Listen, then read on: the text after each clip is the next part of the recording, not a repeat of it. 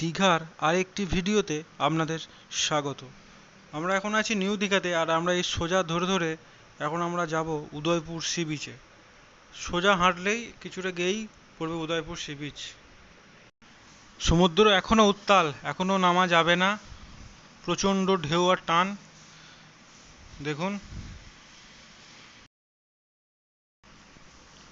আর এই উত্তাল সমুদ্র দেখতে দেখতে আমরা উদয়পুর সি বিচের দিকে হেঁটে হেঁটে যাচ্ছি আমরা 5 জন।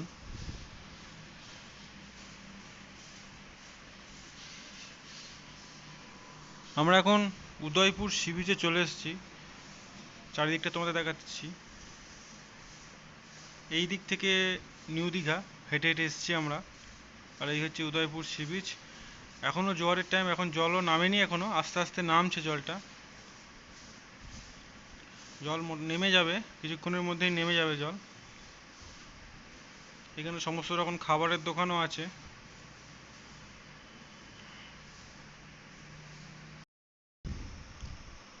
জল মোটামুটি নেমে গেছে, দেখতে পাচ্ছ জল মোটামুটি নেমে গেছে, সমুদ্রে নামা যাবে। তবে আমরা এখানে নামবো না, আমরা নিউ দীঘাতেই নামবো সি বিচে। উদয়পুর সি বিচের নিচে ঘোরার জন্য অনেক রকম স্কুটি গাড়ি বা বাইক ভাড়া পাওয়া যায়। এইখান থেকে তোমাদের স্কুটি গাড়ি বাইক নিয়ে নিতে হবে, 150 টাকা করে হয়তো ভাড়া নেয়।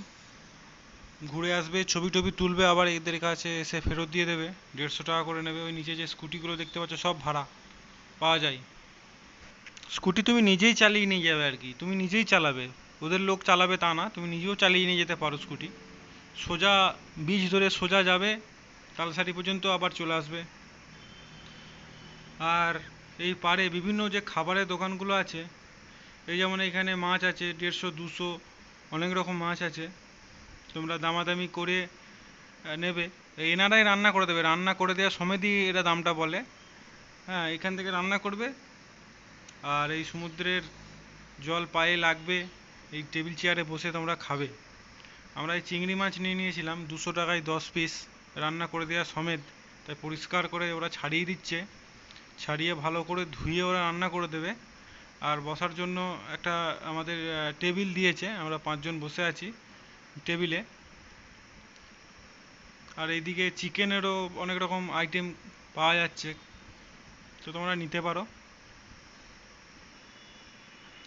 আর খাওয়া দাওয়া সেরে আমরা হাঁটতে শুরু করলাম নিউ দীঘার দিকে।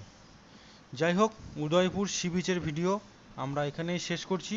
যদি ভিডিওটি ভালো লাগে অবশ্যই ভিডিওটি পুরো দেখবেন। অনেক অনেক ধন্যবাদ ভিডিওটি দেখার জন্য। আবার দেখা হচ্ছে নতুন কোনো ভিডিওতে।